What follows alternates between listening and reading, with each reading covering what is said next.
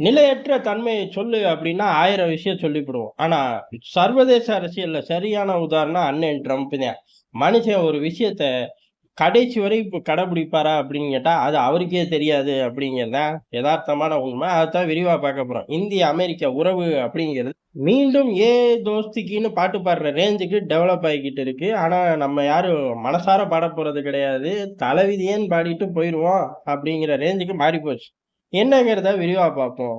அமெரிக்க அதிபர் ட்ரம்ப பொறுத்தவரையும், அவர் எல்லா விஷயத்தையுமே மாத்தக்கூடியவர் தான். என்ன ஒண்ணு, அந்த மாத்துற கேப் வரையும் வீரியத்தோட உச்சத்த மனுஷன் காட்டி புடுவான். ஒரு நாட்டுல இருந்து ராணுவத்த கூப்படணும் அப்டின்னா 0 ஒரு பயம் இருக்கக்கூடாது. உளவாளி கூட நம்மளோட உளவாளி கூட அங்க இருக்கக்கூடாது. "கெளம்ப சொல்லு" அப்டின்ருவாய்ங்க. எல்லா பேர்லயும் கெளம்பி வந்து, "சார் ரிப்போர்ட்டிங் சார்" அப்டின்னு சொல்லும்போது, "வன்ட்டியா? சரி திரும்பி போ" அப்டின்ருவாய்ங்க. ஏலே ராணுவம் போறதே குதிரை கொம்பு. உளவாளிய எப்புட்றா அனுப்புறது அப்டின்னு கேட்க முடியுமா அவர்ட்ட? அமெரிக்கா கிளம்பி போகும். உளவாளிகளும் கிளம்பி போவார்கள். அந்த மாரி தான். எங்க அப்படி இக்கட்டான சூழ்நிலையிலே அப்ப வெளியுறவு கொள்கை கேட்கவே வேணாம். இந்தியாவ பொறுத்தவரை, அடேங்கப்பா! இந்தியான்னு ஒரு நாடு இருக்கு. எப்பேர்ப்பட்ட வரி போட்டு நம்மள கொல்லுவாய்ங்க தெரியுமா? அப்டின்ட்டாரு. அட பாவி பெரிய மனுஷா! நீயெல்லாம் ஒரு பெரிய மனுஷனா? அப்டின்னு சொல்லி நம்ம இங்கேருந்து மண்ண தள்ளி தூவிட்டு இருந்தோம். காரணம் என்ன? அமெரிக்காவ யாராவது கொல்ல முடியுமா? நீ தான் ஊர்ல உள்ள 1 டசன் பயல கொல்ற. எதிர்த்தாலும் கொல்ற, ஆதரவா நின்னாலும் கொல்ற. எதிர்க்கிறது யார் யாருன்னு தெரியும். அவனுங்களையும் கொல்றாய்ங்க. ஆதரவா நிக்கிறது பின்னாடியே பூனைக்குட்டி மாரி வரக்கூடிய ஐரோப்பாவையும் கொண்டுகிட்டு தான் இருக்காய்ங்க. சரி, கொட்டி தரோம் எதம்மா, உங்களுக்கு தனியா தரோம் அப்படின்னு விமானம்லாம் குடுத்தாலும் அவன் ஊர்லயே சம்பவத்த பண்ணிடுறாய்ங்க. இப்படி அம்புட்டையும் பண்ணிட்டு, இந்த ஆள நம்ம கொல்றோமாமா, எல்லாம் சாத்தியமா? கேமராவ அப்படியே ஃபுல்லா திருப்பியிருந்தா சுத்தி உள்ளவன்லாம் கக்கா பிக்கான்னு சிரிச்சுக்கிட்டு இருந்தாலும் சிரிச்சுக்கிட்டு இருந்திருப்பாய்ங்க. யாரு கண்டா? அப்படி பேசிக்கிட்டு இருந்தாரு. அது மட்டும் கிடையாது. 25% வரி, 25% ஃபைனு. ஃபைனையே வரியா போடுற ஆள் நீதான்யா அப்படிங்கிற மாரி 50% வரி. அதுக்கப்புறம் ஃபார்மாக்கு 200% கொண்டு வருவேன். அடங்காட்டி 350 கொண்டு வருவேன் அப்படின்னு ஒவ்வொரு நாளும் பொழுதும் ஒவ்வொரு வரிகளா இன்ட்ரோடியூஸ் பண்ணிக்கிட்டே இருந்தாரு. இப்ப அப்படியே ரிவர்ஸ்ல வரார். எப்படி வராரு? 3 நாட்களா பார்த்தாலே டிராமாவோட உச்சகட்டம் அப்படிங்கிறது தெரிஞ்சு போயிரும். இந்தியா நண்பன் தெரியுமா? இந்தியா ஆயில் வாங்குறது மட்டும் தான் எங்களுக்கு பிரச்சனை. வேற ஒரு பிரச்சனையும் எங்களுக்கு இல்ல அப்டின்ட்டாய்ங்க. இந்திய, அமெரிக்க உறவுங்கிறது எப்பயுமே நல்லுறவு அப்டின்னு சொல்லி மெல்ல மெல்ல ஆட்கள பேச விட்டு, அடுத்து ட்ரம்ப் பேச ஆரம்பிக்கிறாரு. இந்தியா என் நண்பன் தெரியுமா? என்னைக்குமே நான் அவன விட்டு குடுத்தது இல்லன்ட்டாரு. ஆனா எங்கன்னு தான் சொல்லல. எல்லா இடத்துலயும் விட்டு தான் தர்றீங்க. பாகிஸ்தான தூக்கி வச்சு கொஞ்சுறது அது ஒண்ணு தானே எங்களுக்கு தேவ. அந்த பாகிஸ்தான தூக்கி எறிஞ்சுட்டா முடிஞ்சு போச்சு. ஆனா நண்பன் அப்படின்னு சொல்லி இறங்கி வந்தார்கள். அடுத்து மிகப்பெரிய விஷயம். டேரிஃப் வார் தானே இப்ப நமக்கும் அவனுங்களுக்கும் உள்ள பிரச்சனை. ஃப்ரீ ட்ரேட் அக்ரீமெண்ட்ட நோக்கியே நாங்க போய்க்கிட்டு இருக்கோம் அப்படின்னு கிளப்பி விட்டுட்டாய்ங்க. யாரு ஏஜென்சில வந்து பேர் சொல்ல விரும்பாத அதிகாரி சொல்லிட்டு போயிட்டாரா அப்படின்னு எட்டி பார்த்தோம்னா, அந்த ஆள் என்னன்னு தெரியல. இந்த டாரிஃப் வார் விஷயத்துல ஆப்சென்ட் ஆயிட்டார். எல்லா நியூஸையும் நேராவே குடுக்க ஆரம்பிச்சுட்டாய்ங்க. இந்தியாவுக்கான அமெரிக்க தூதர் அவங்களோட கமிட்டில உட்கார்ந்து, "நீ என்ன கிழிச்ச இந்த வாரம்? சொல்லு பாப்போம்." அப்படின்னு சொல்லி பேசிக்குவாய்ங்க. காரசாரமா பேசிக்குவாய்ங்க. ஆனா அதுலருந்து ஒண்ணும் உருப்படாது. காரணம் 2 பேரும் உட்கார்ந்து திட்டிக்குவாய்ங்களே ஒழிய, சரி அவன் திட்டிப்புட்டானே, இவன் கேட்டுப்புட்டானே அப்படின்னு சொல்லி மாத்தி நடப்பாய்ங்களா அப்படின்னு கேட்டா நடக்க மாட்டாய்ங்க. ஆனா அதுல செனட்டு, காங்கிரஸ் மீட்டிங் அந்த கமிட்டி, இந்த கமிட்டி அப்படின்னு உட்கார்ந்து அக்ரெசிவா திட்டுவாய்ங்க. பார்த்தா சூப்பரா இருக்கும். இன்னைக்கு போட்டு அவரு வாரு வாருன்னு வாங்கிட்டாரு. இந்த மாசம் இவன் டார்கெட்ட முடிச்சுருவான் பாரு அப்படிங்கிற மாரி இருக்கும். ஆனா அந்த மாசமும் டார்கெட்ட முடிக்காம வந்து நின்னா எப்படி இருக்கும்? அதே போல தான் இருக்கும். 2 பேரும் காரசாரமா பேசிக்குவாய்ங்க. ஆனா, அந்த பேட்டர்ன் அந்த நிர்வாகத்தோட பேட்டர்ன் அப்படியே தான் தொடரும். இவன் எதெல்லாம் திட்டினான், இதெல்லாம் உருப்படி இல்லாத வேலைய பண்ணியிருக்க அப்படின்னு. அவன் பதிலுக்கு, "நான் செஞ்சது உருப்படி இல்லையா? என்னைய பார்த்து சொன்னியா? திரும்ப சொல்லு பார்ப்போம்" அப்படின்னு சொல்லி அவன் கத்துவான். ஏன்னா கொலாயடி சண்டைய காட்டிலும் ஜாஸ்தியா இருக்கு. இத ஒரு மீட்டிங்கு, கமிட்டி, கூட்டம், அப்படி செனட்டு, காங்கிரஸ்ன்னு லொட்டு லொஸ்க்குன்னு பேரு வச்சுக்கிறீங்க அப்படிங்கிற மாரி இருக்கும் பாக்குற நமக்கு. சரி தீர்வாச்சும் கிடைக்குமானா தீர்வும் கிடைக்காது. அங்க உட்கார்ந்தா இப்ப இந்த ஆள் பேசுறாரு.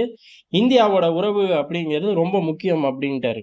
இதே இடத்துல உட்கார்ந்தா சென்காம் தளபதி சொன்னாரு. பாகிஸ்தான் உறவு ரொம்ப முக்கியம்னு. அதுக்கப்புறம் தான் 2, 3 டின்னர்லாம் அரேஞ்ச் பண்ணாய்ங்க. என்ன டைனிங் டேபிள்ல உட்கார வச்சு ஆசிமுனுக்கு சோறு போட்டாங்களா? இல்ல வீதியில உட்கார வச்சு சோறு போட்டாங்களான்னு தெரியல. காரணம் சோறு போட்டோம்னு தான் சொல்றாய்ங்க. அந்த ஃபோட்டோவே வெளியிடல. சரி கிடக்கட்டும். இப்ப இந்தியாக்கான தூதர் என்ன சொல்றார்? இந்தியா நண்பன் அப்டின்ட்டாரு. இந்தியா நண்பன்னு மட்டும் சொன்னது இல்லாம, அடுத்த கட்டமா ஃப்ரீ ட்ரேட் அக்ரீமெண்ட்ட நோக்கி போறோம்ட்டாய்ங்க.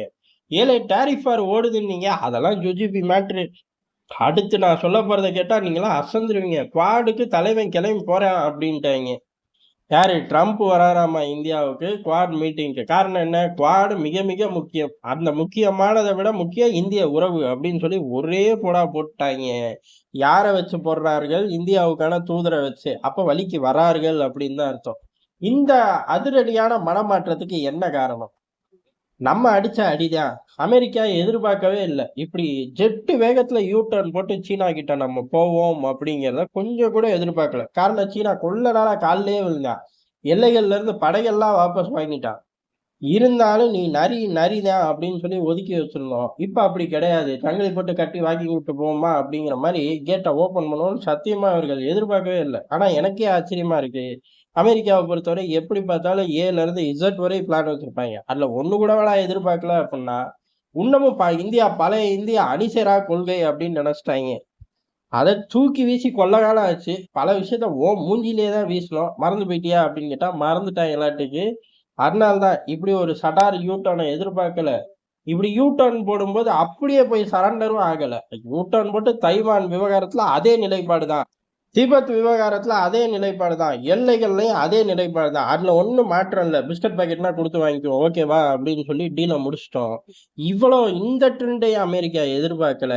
இப்ப எங்கிட்டு சிண்டு முடியறது, எங்கிட்டு ட்ரிகரை உருவாக்குறது? வாய்ப்பே கிடையாது. இதே சட்டையை தூக்கி எல்லாரும் போட்டு வந்தாங்கன்னா பிரேசில் ஆல்ரெடி போட்டான். இது சரிப்பட்டு வராது. அதுக்கப்புறம் குவாட்ல இருந்தும் பிரயோஜனம் இல்லாம போயிரும். எப்படி ஐநா சபை ஒண்ணு இருக்கு. உலகத்துல எல்லா பேரையும் அடிச்சுக்கிறாங்க. அவன் என்னடா பண்றான்? எமர்ஜென்சி மீட்டிங் நடத்துவாங்க நைட்டு 12 மணிக்கு. அதுல வேற பூட்டிய அறை. நீ ஓப்பனா பேசினாலே அங்க ஒண்ணு நடக்க போறது இல்லைன்னு தெரியும். பூட்டிய அறையில் விவாதம் அப்படின்னு போட்டுருவாங்க. என்னைக்காச்சும் ஒரு நாள் விக்கிலீக்ஸ் மாதிரி எவனாச்சும் ஒருத்தன் உள்ள கேமரா வச்சு என்ன நடக்குதுன்னு போட்டு விட போறான். அதுக்கப்புறம் அந்த பில்டிங் இருந்தும் புண்ணியம் எல்லாம் போகுது. அந்த மாதிரி குவாடும் மாறிடும். நம்மளை டம்மி ஆக்கிடுவாங்க. நம்ம ஏகப்பட்ட அலையன்ஸை உருவாக்கி இந்த ஆஸ்திரேலியா பயலுக்கு சப்மரைன் டெக்னாலஜி எல்லாம் கொடுத்து வச்சிருக்கோம், பார்த்து செய்வோம் அப்படின்னு சொல்லி இறங்கி வந்துட்டாரு. இந்த கடைசி விவகாரம், இந்த குவாட் விவகாரம் மட்டும் அவர்கள் பெருசா சொல்லல. நம்ம இங்க பார்த்துருக்கோம். அங்க போய் ஃபுட்டேஜை பார்த்து என்ன அந்த ஃபுட்டேஜ்ல இந்த பையன் சொன்ன ஒன்னத்தையும் காணா. வர வர இவன் சேட்டை கூடி போச்சு. இல்லாத பொல்லாதன்னு சொல்றான் மாப்ள அப்படின்ட்டு போயிடக்கூடாது. ஏன்னா இங்கிட்டு பொது வெளியில உள்ள தகவல் தான் அம்புட்டும் பாக்குறோம். நண்பர் ஒருத்தர் ஏழை அது நடக்கவே இல்லைன்ட்டாரு. இத்தனைக்கு அந்த வீடியோல ரஷ்யாவோட ஸ்போக் பர்சன் பேசினாதான் அப்படியே டிரான்ஸ்லேட் பண்ணியிருந்தேன். அப்படியே நீனு அப்படின்னு கேட்க கூடாது. அவர் பாஷையில சொன்னாரு, அவர் ஸ்டைல்ல சொன்னாரு. நான் என் பாஷையில நம்ம ஸ்டைல்ல சொல்லி விட்டேன். சரி இருக்கட்டும்.